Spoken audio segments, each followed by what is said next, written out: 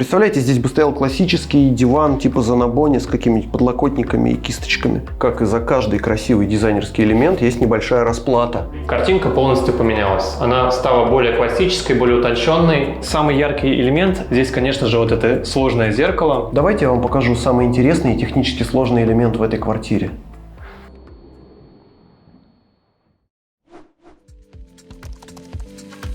Всем привет, друзья! Сегодня мы проведем обзор квартиры, реализованной по нашему дизайн-проекту. Квартира в современной классике, площадь квартиры 110 квадратных метров, и здесь будет жить молодая спортивная семья с двумя детьми. Мальчик занимается плаванием, девочка занимается художественной гимнастикой. Перед нами была поставлена задача сделать классический интерьер, но в результате классика показалась нам слишком нагруженной, и мы решили сделать современную классику, то есть даже современный интерьер с элементами классики. Заказчики сразу же указали нам в анкете, что являются педантами и перфекционистами, и на самом деле я думаю, что это одна из главных причин, что этот интерьер реализован один в один по дизайн-проекту, то есть отличий здесь нет. Кроме того, была маленькая деталь, в этой квартире живут две собачки, и это создало определенные проблемы. Давайте обо всем по порядку. Погнали!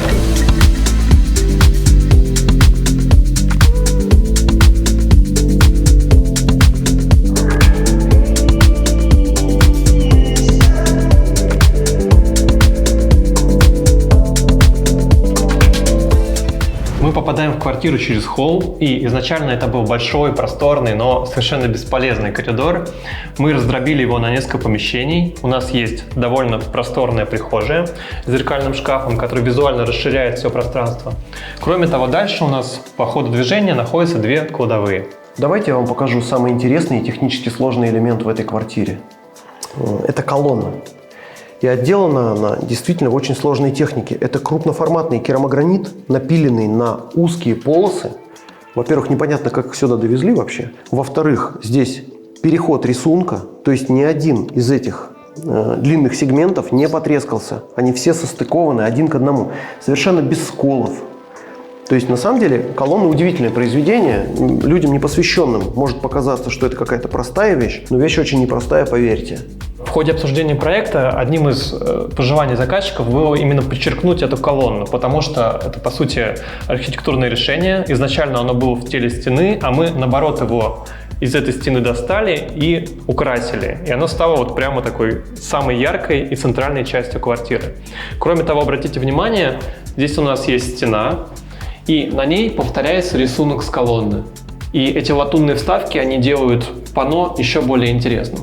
Кроме того, обратите внимание, маленькая деталь, вот эти профиля, которые вставлены в зеркала, такой же толщины, как и на стене. То есть все пространство между собой играет. И обратите внимание на эти крутые ручки. Они сделаны один в один, как у нас в проекте.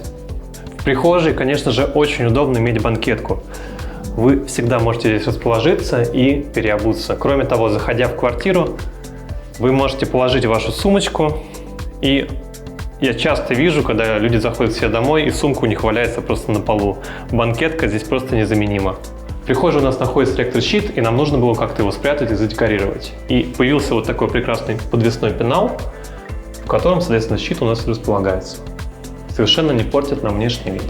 Мы избавились от стены с дверью на кухню, и у нас получился один просторный холл с ТВ-зоной, столовой зоной и зоной кухни. Немного про функционал кухни. Она довольно классичная, но здесь, в принципе, поместилось все. При входе у нас находится встроенный холодильник. Он довольно объемный, но морозилка, как мы часто рассказываем, находится отдельно. То есть вот здесь у нас находится морозильный шкаф.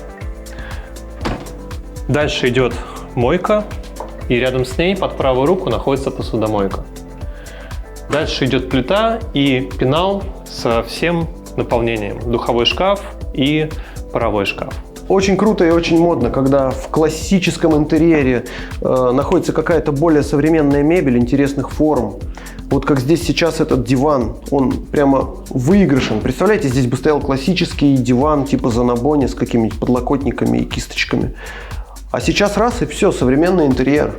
То есть, если современная мягкая мебель находится в интерьере, это всегда очень свежо и красиво. Все полы в прихожей, на кухне и в коридоре мы сделали из керамогранита. Это итальянский керамогранит фабрики Florim. Florim, я считаю, что вообще лучшая фабрика в мире по керамограниту. Мы с Андреем были несколько раз в Италии на их производстве, и это очень впечатляет.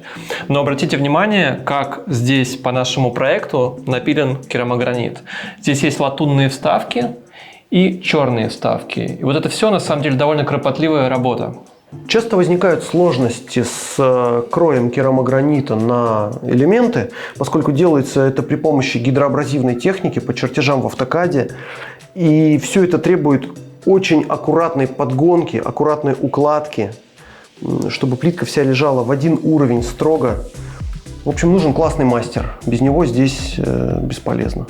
Я думаю, что нужен еще и запас на подрезку, на сколы, потому что это всегда очень большой риск. Натуральный камень, латунь и другие природные элементы являются неизменными спутниками классического стиля.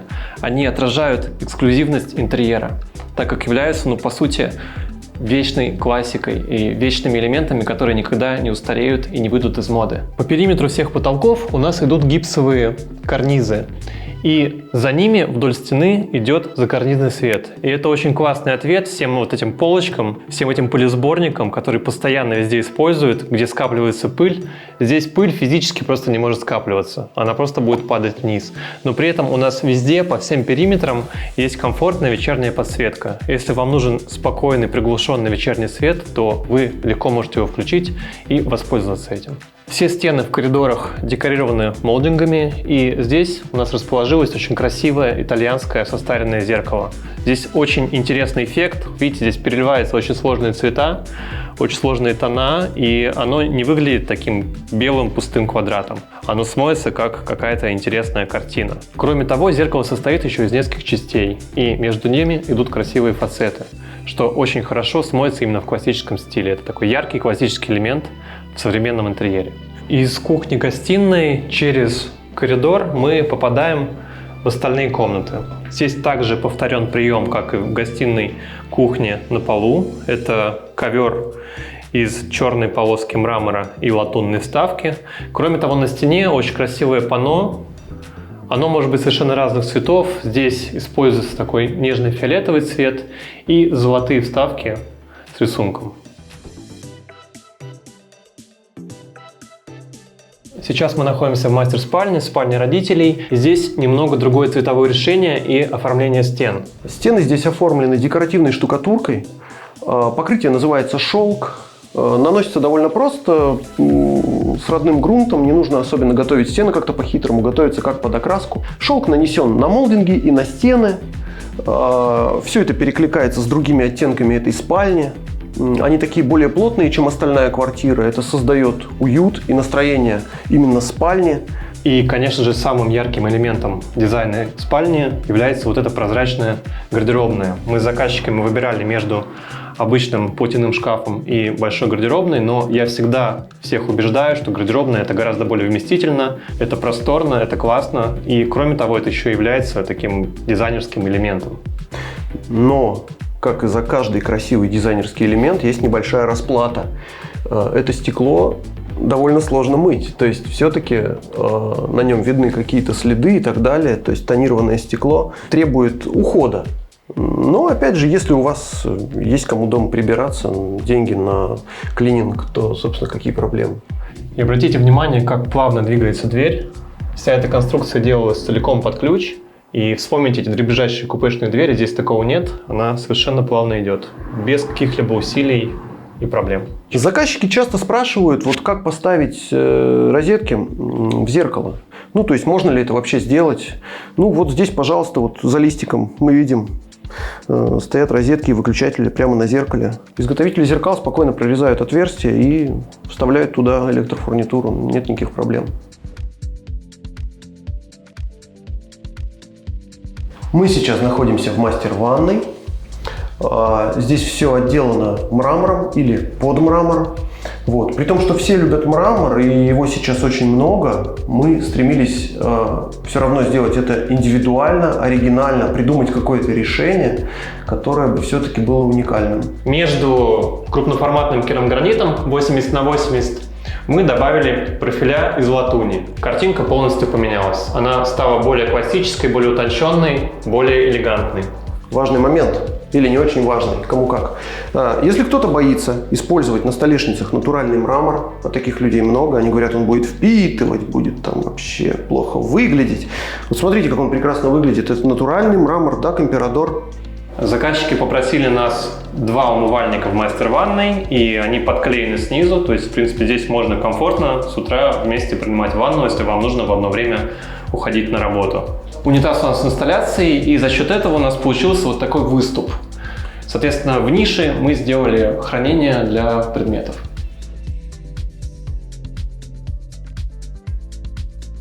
А сейчас мы находимся в комнате для маленькой девочки-гимнастки. Комната решена в розовых тонах. Здесь сочетание холодного и теплого розового оттенков, плюс оттенки айвори. Помимо окрашивания стен здесь использованы обои. Они дают комнате такую мягкость, уют. С розовыми оттенками очень здорово сочетается зеленый. Он здесь в деталях представлен, что в общем и целом создает гармонию. Какие-то латунные элементы. Кровати мы сделали в обоих детских на заказ, и мы решили сделать такой прием. Мы отказались от тумбочек, потому что для них на самом деле здесь не так много места. И вместо тумбочек у нас за кроватью сделаны вот такие шкафчики. Во-первых, появилась полка сверху для вещей, игрушек, книжек, а сбоку есть скрытое хранение. Да, когда нет места для тумбочек, это отличное решение. Можно не захламлять пространство, сделать при этом функциональную мебель. Часто слабым местом в заказной мебели, в российской заказной мебели является фурнитура, потому что все производители используют фурнитуру одних и тех же поставщиков. Она сразу же узнается и выдает какой-то подпольный цех, какую-то не очень хорошую мебель. В данном же случае ручки очень достойные, это хорошая индивидуальная фурнитура, плюс они расположены довольно интересным образом, вот так вот по центру, повторены филенкой. Если мы тянем, дверь открывается.